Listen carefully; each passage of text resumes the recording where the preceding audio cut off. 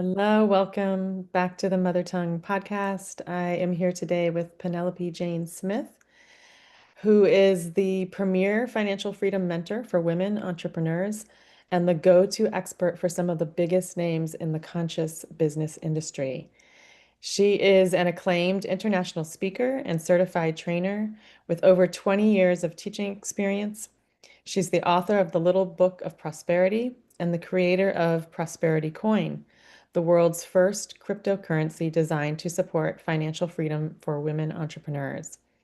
Her unique magic is supporting women entrepreneurs to become financially free in 5 years or less with $10,000 plus per month income, passive income, so that they don't have to depend on their businesses, a job, a partner, the government, or anyone else for money. She is also the mother of two young boys. Welcome, Penelope. I'm so excited to be in conversation with you today.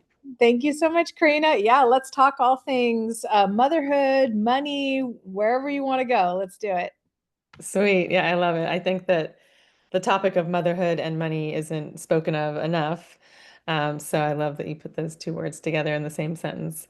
Let's begin with your journey into motherhood, your sort of your origin story, how you became a mother, and what your pregnancies and births were like, and that kind of thing. Sure. Well, I always imagined that I would be a mom. I mean, from the time I was a little kid, when I was a little girl, I planned on having my own little girl. And in fact, I even had a box of stuff for her. Like I found a coloring book that I really thought she would like, or there was a shirt I'd wear for a while. I was like, you know what? I think I'll give this to my daughter. So like even from the time I was little, I was like saving these things for my daughter.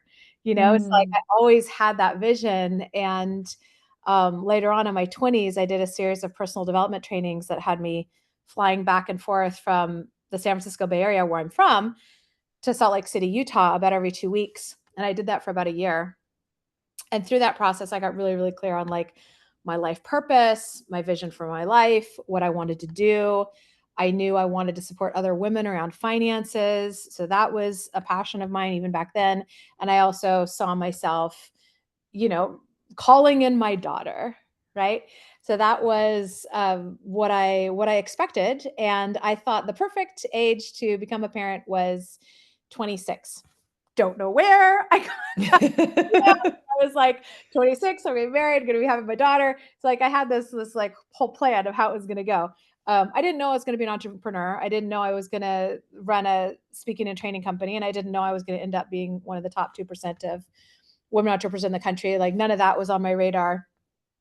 But I was clear that I wanted to start a family at 26 and have one daughter. And as you had mentioned, I ended up with two boys. So that's part of the transformational journey as well. I think that there's a parallel universe where I have a daughter still. I do. But that's not this lifetime, or that's not this particular, you know, whatever, where we are right now. So you said how did I become a mother? I had the vision, and then as I like went past 26 and past 30 and then past 35, I was like, you know, Mhm. there's gonna be like a limit. I'm gonna hit up against a biological limit, like the biological clock. I'm like, if I want to start a family, like that's gonna have to happen. And I had what I call a very laissez-faire approach to relationships, just kind of like whatever happened organically. And I would date somebody until the relationship kind of came to its natural conclusion for whatever reason.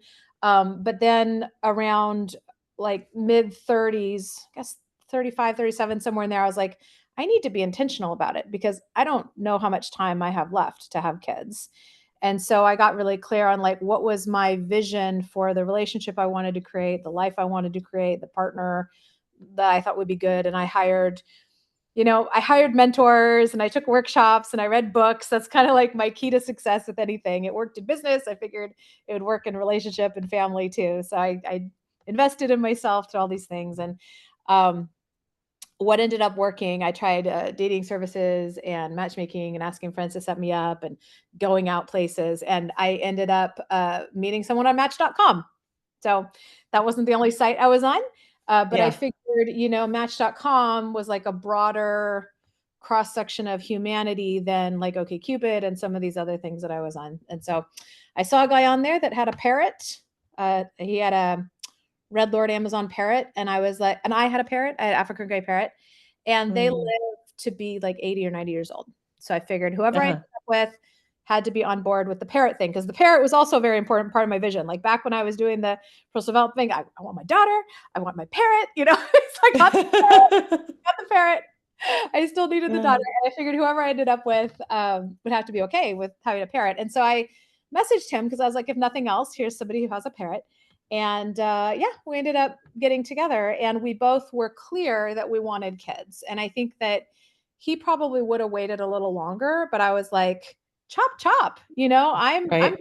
40. You're coming up on. He's 9 years older than me. I'm like, what are you waiting for? If this is what you want, we got to do it. And so we started like pretty quickly, and I got pregnant pretty quickly. Yay! And then I had a miscarriage. Uh-huh. And then I got pregnant again.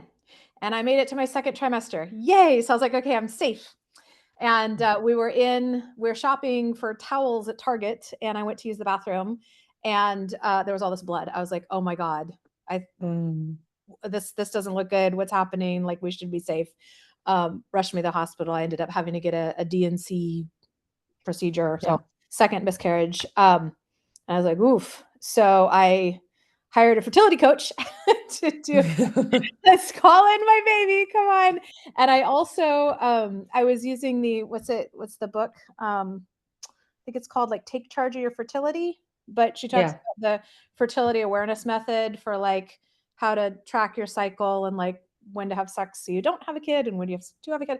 And so one of the things that I was doing was trying to like uh I don't know if this is too much information, but I was trying to like time it a little further away from ovulation because I wanted to increase my odds of having a girl, Oh, girl, right. increase those odds a little bit. And because I'd had the two miscarriages, I was like, okay, let's get a little closer. And so I was doing it like right in the middle, and then boom, it's a boy. But I was pregnant. And I did in fact, the third time was the charm, and I discovered it was a boy, and I was like, that's cool. Um, Off we go. Like I could still maybe have a girl at some point. And so I ended up having Gabriel when I was 40 years old. And I had this whole birth plan. I had hired a doula, and I ended up not going with a midwife. I ended up deciding um, to give birth at a hospital just because I was 40 and I was just nervous about Yeah. my Yeah. age. So I was like, let's do the hospital just in case. But I still had a doula. And I had this beautiful birth plan, all very intentionally created. And it just kind of got thrown out piece by piece as things went on. It all started when I was out by the pool having green smoothies with my sister, and my water broke. And I was like, whoa, I think my water just broke, because like, what else was that? Right. And she's like, oh my God, do we need to do anything? I'm like, I don't think so. I'm not feeling anything. I'm not having contractions or anything. And all of my classes had said, like, try to rest if you can and wait until the Yeah. contractions are pretty close together. So I was like, okay, I'm going to go try to get some rest. And I couldn't, the contractions were too intense. I'm like, I don't know how anybody can rest through this. Like they started at that point. I'm like, this is crazy. And so we're timing it. And finally in the middle of the night, I'm like, we got to go. And I'm like calling the doula. I'm like, so can we go to the hospital yet? And we did. Yeah. And I labored for over 24 hours. There was one point where the lights went on and everybody rushed in, and they wheeled me to another room because I guess something they saw made them nervous about the safety of the baby. And then it all looked okay. And then they wheeled me back in. I had it all set up with the lights low and a little altar of my ancestors. So there was like, Nice. I tried to make it this like sweet birthing Yeah. experience, and it ended up being just really intense. And we had a code word for if I decided I really needed the epidural. And I said it. I think it was Philadelphia. And so I was in tons of pain. My sister had come in and was like, I think that just turned her off of childbirth forever. She's like, oh, wow. Like seeing me in that. She's like, no, thank you. And then after the epidural, they came back, and I was like, much different, more comfortable Yeah. person. But anyway, Right. all that to say, I tried and I tried and I tried. And at the end of the day, they were like, "Hey, we're getting to the point where we're concerned about brain damage, heart damage. Like, we really think you should have a C-section." And so the last part of the birth plan was thrown out. And I was like, "Let's do it."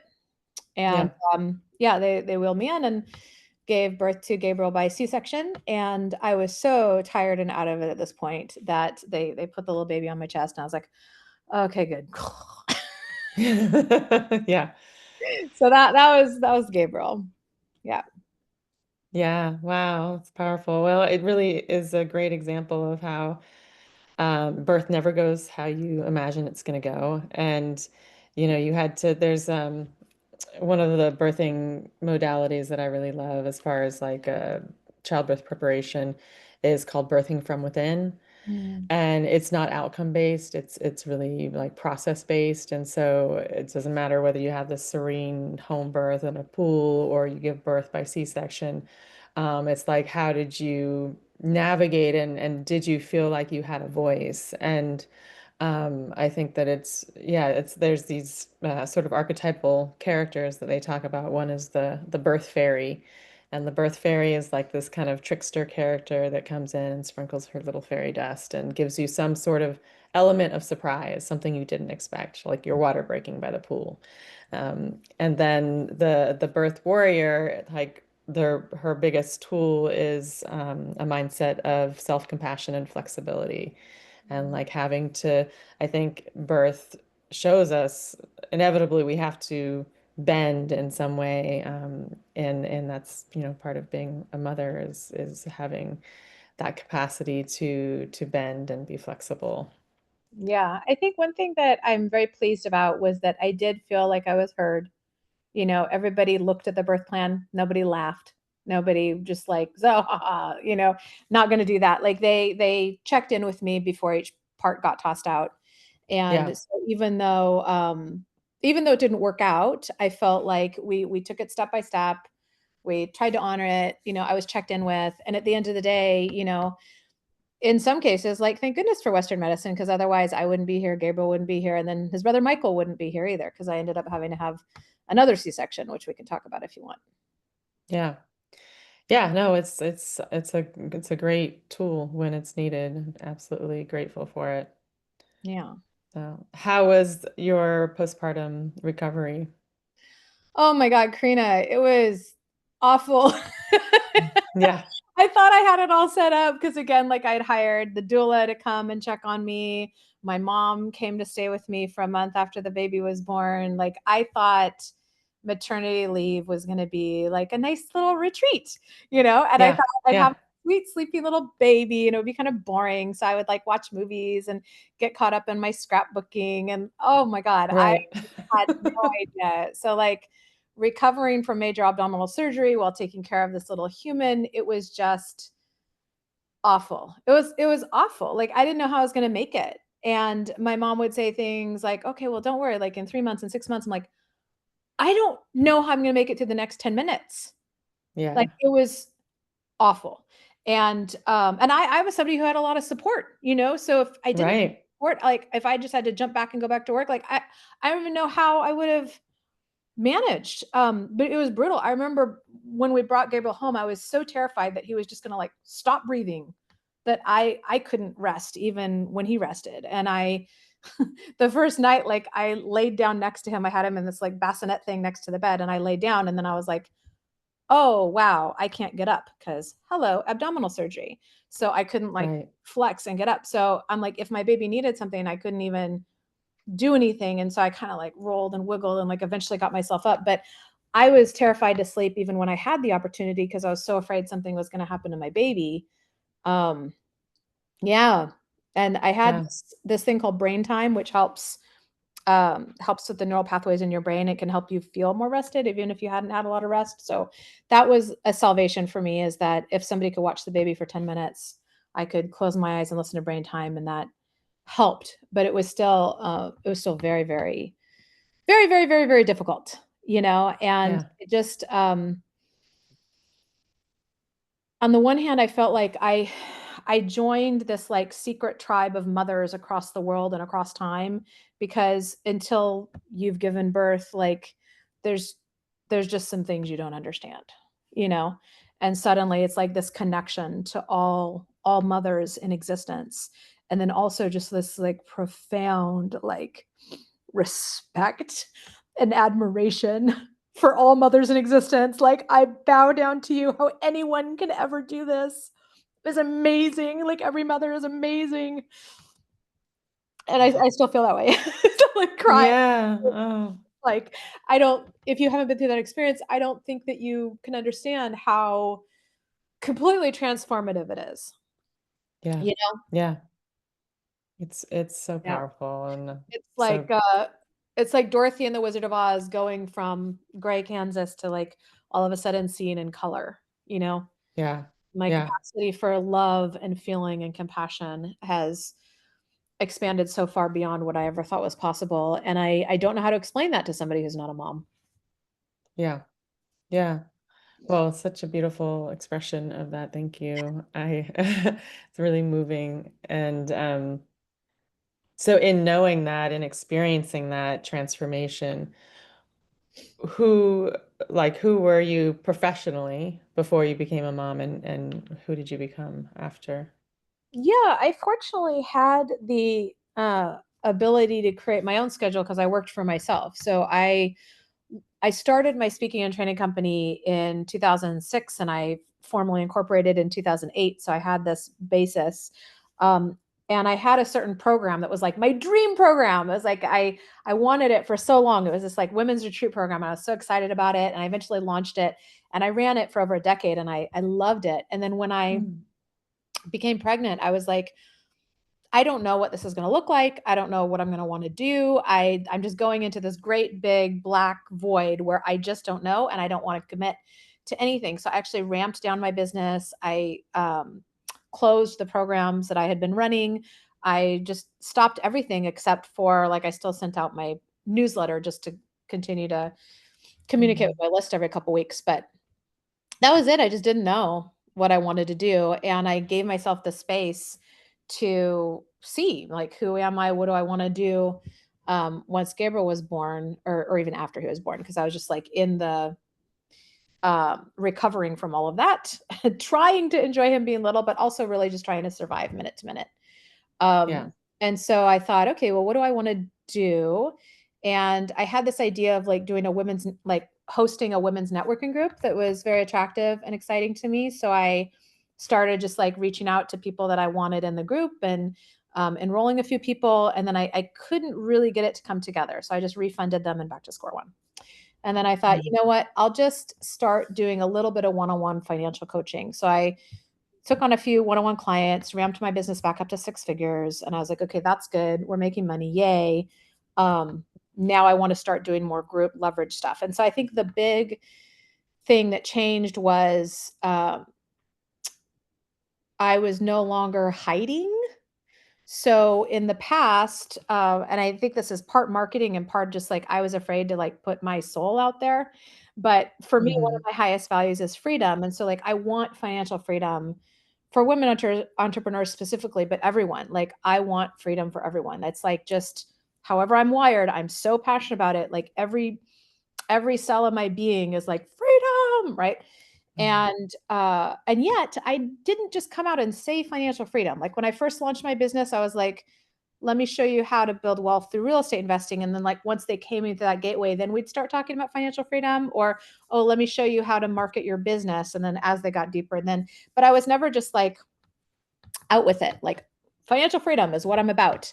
And in terms of like redesigning my business to be totally aligned, I Mm. was like, you know what? Let me just say what's on my mind. Let me just say what's on my heart, and people will resonate it with it or they won't. But like, this is who I am, and this is what I'm about, and this is what I'm passionate about. And it's annoying because financial freedom is a spam word. Like, I'll run Facebook ads sometimes. With my email management system, it's like, oh, you can't say that. I'm like, mother lover, this is what I'm that's what I'm no, I'm like, I don't care if it's a spam word. This is it. So I was very front and center with my message instead of trying to do that kind of like stealth messaging. So that was a big difference. And then redesigning the program that I really wanted to the program you know about today, the Financial Freedom Accelerator, which I just absolutely love, and we continue to iterate and look at how we can make it better and better and better and better and better. But I've really like redesigned the business to be able to have the impact that I am looking for while also supporting the life that I want and having more things be asynchronous since I have kids and you just never know what's going to happen, and not work as many hours because then I have plenty of hours of momming, as you know. So that's kind of how the business has evolved. And then weirdly, even though it's a ton of energy, I got excited about finally launching my YouTube channel. So if you go to Penelope Jane Smith on YouTube, lots of great financial education there. But somehow, even though it's so much more work, I have so much energy for it. And I think part of it is, one of the things is that I love the idea that if something were to happen to me, my kids can still hear me and see me. Mm, And that feels good because there's people yeah. I love that have passed away and I can't see them and hear them anymore. And I wish I could. Yeah, that's true. I didn't think about that. Yeah. It's I was thinking just your legacy lives on, which is Yeah. also a nice thing, but yeah, you're like my hero. I want to I want to have the lifestyle. Like I'm living my passion. I'm doing the work that I love and that I know I'm gifted at.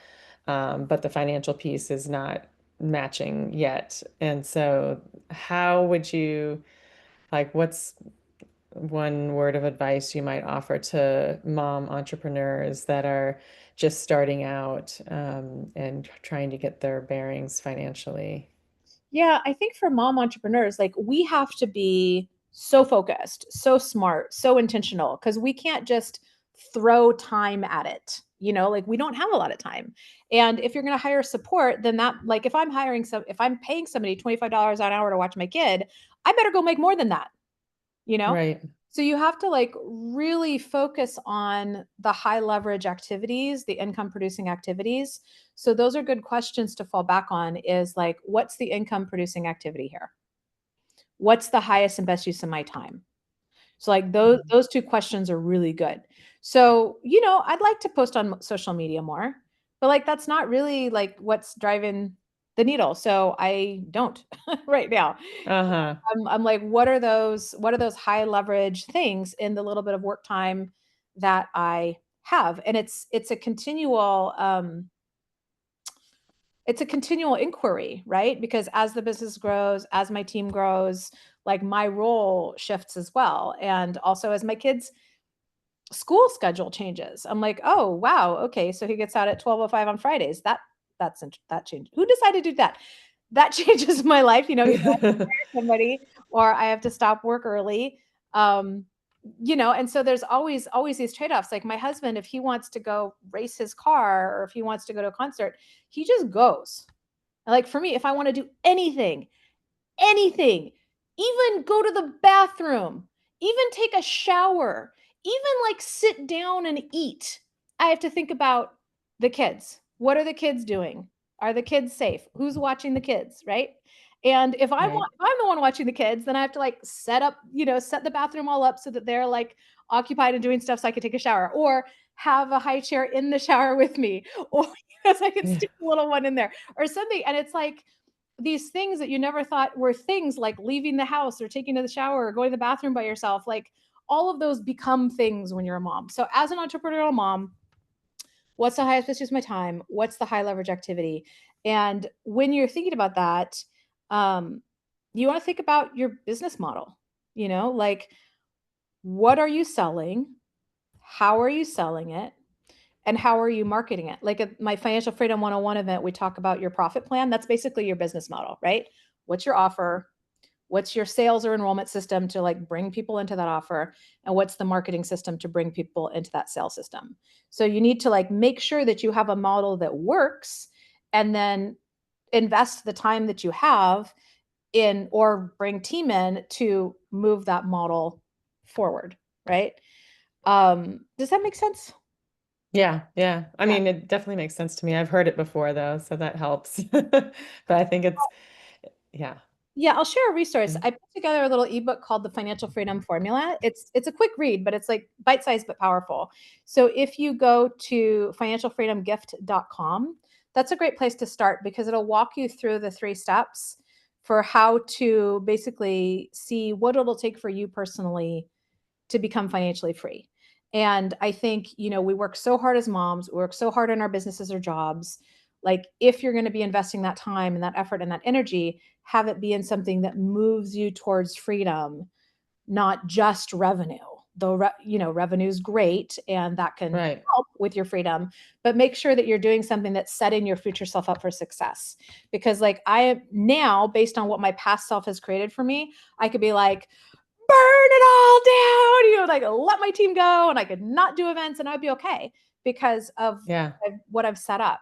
But if I was just like, if I was still just doing one-on-one clients and not investing a big chunk of that money, then I wouldn't be able to do that. Right. So I think you need to think about the business model and then think about how that business model is going to drive your wealth and ultimately passive income so that you don't have to work. And I will say something that's outside the box. It might be, this might be a little, I don't want to overwhelm you, but something to think about is if you're considering starting a business, weirdly, it might be easier to buy the kind of business you want to start than starting it.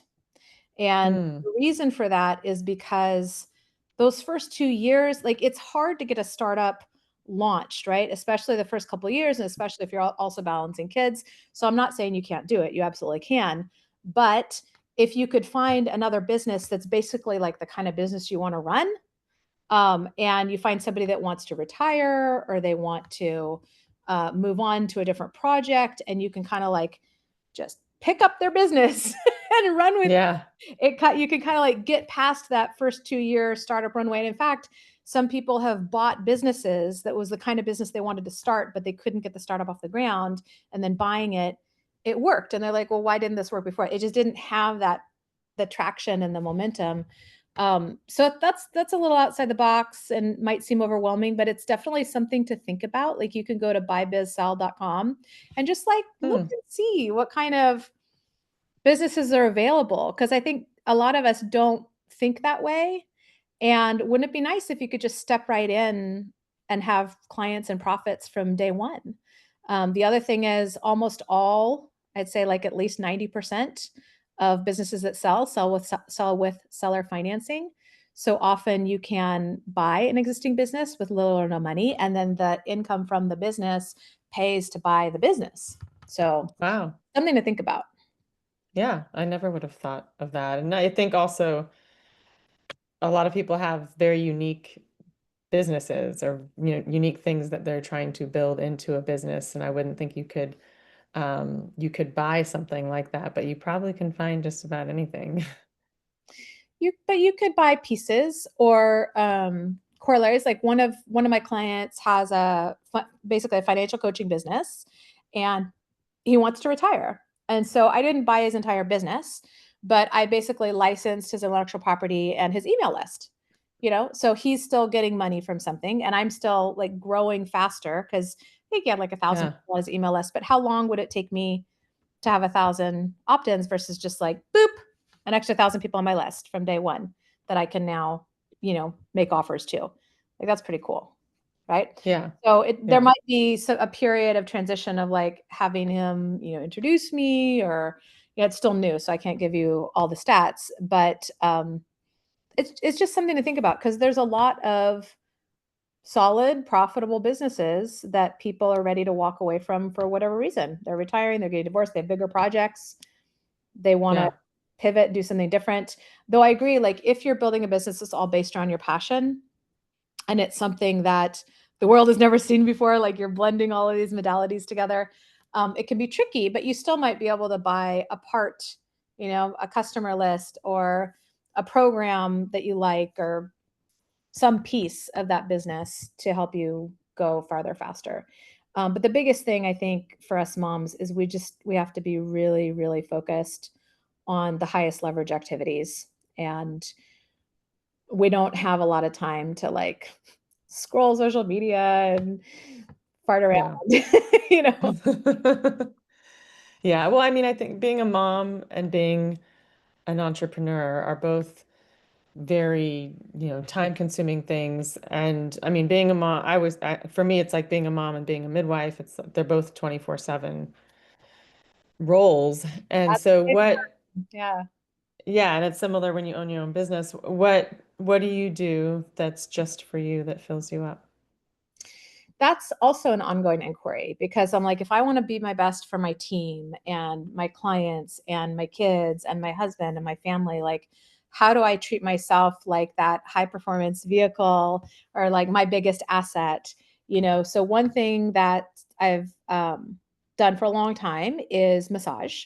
So I'll actually like have somebody come to my place, set up the table and give me a massage because the last thing I want to do after a great massage is drive somewhere. So massage Yeah. is big.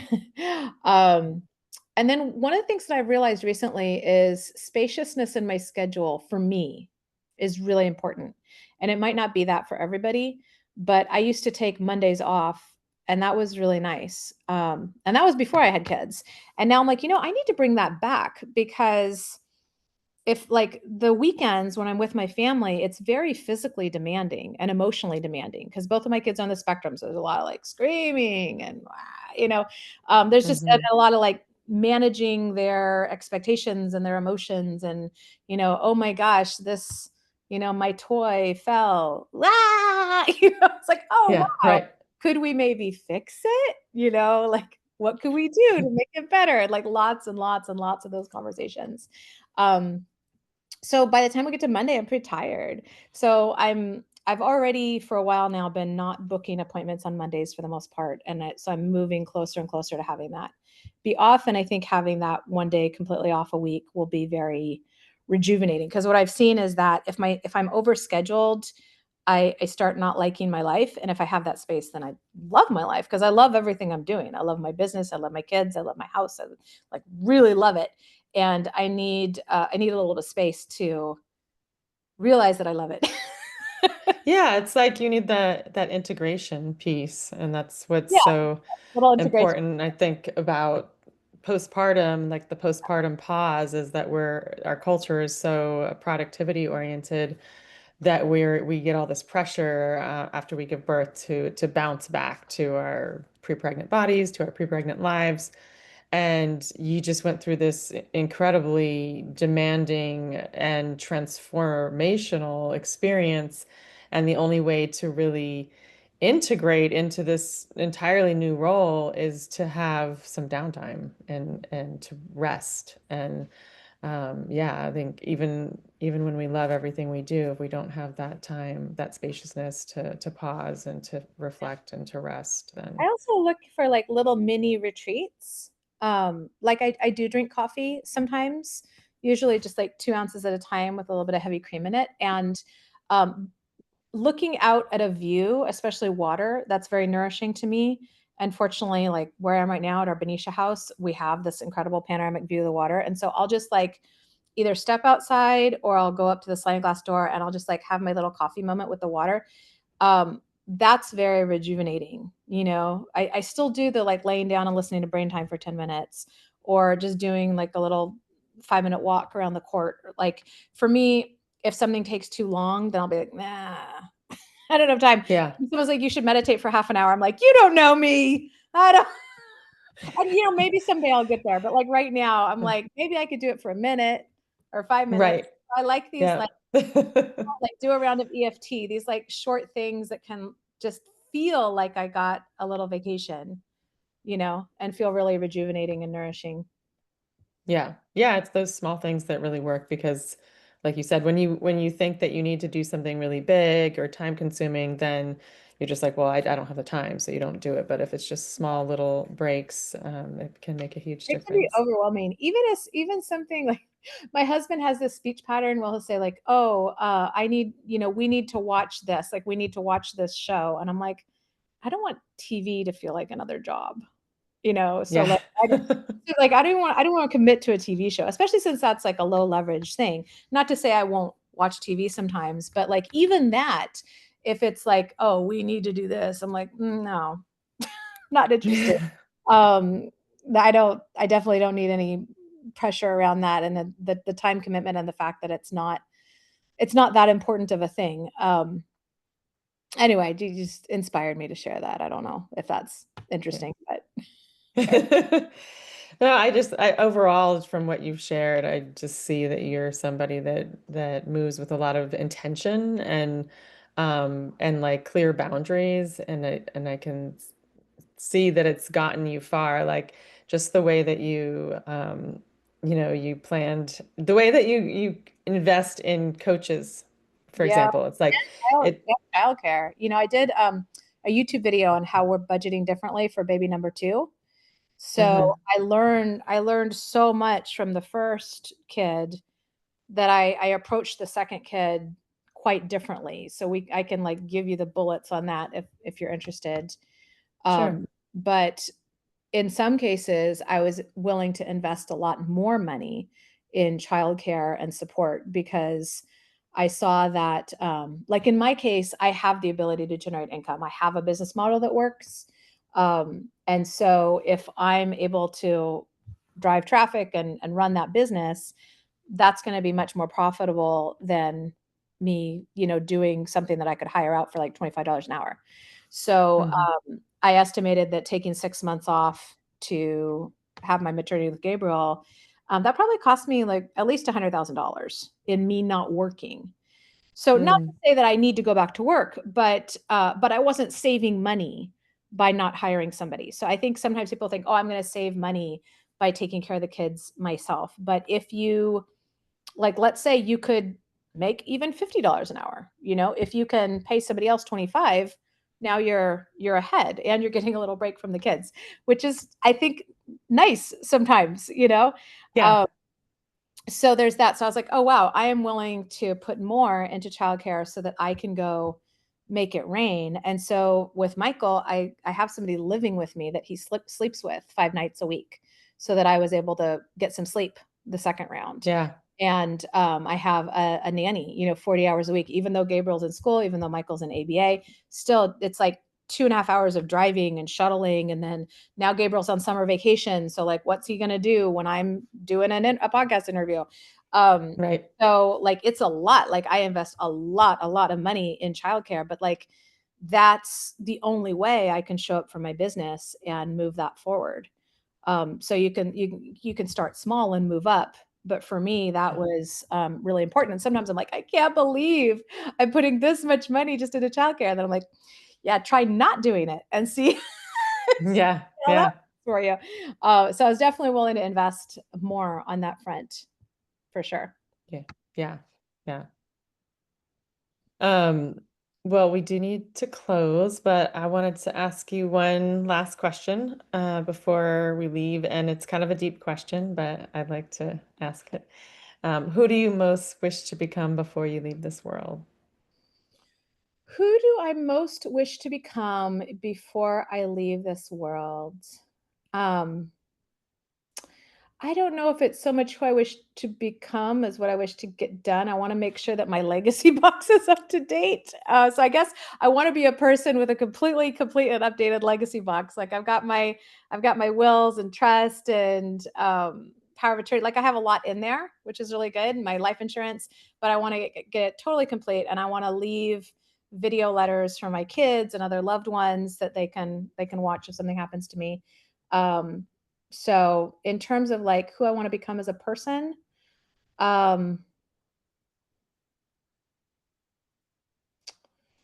that I really, yeah, I feel like I have achieved all my dreams and I Mm, have evolved in tremendous ways. And if I had to leave the planet right now, it would be okay.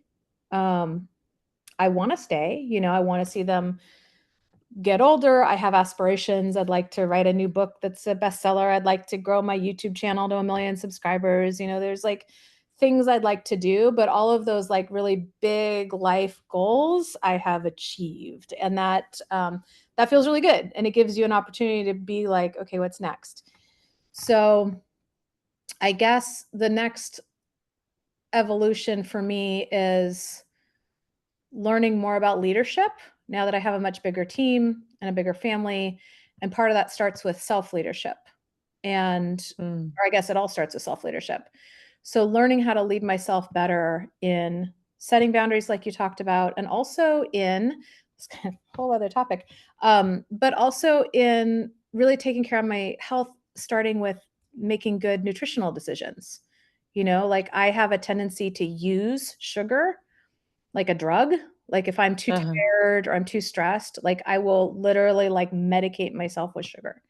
And I don't think that's good or healthy. And I don't want to be that person. So I guess there you go. I want to be somebody that does not like fall back on sugar if I'm pushing myself past my natural boundaries.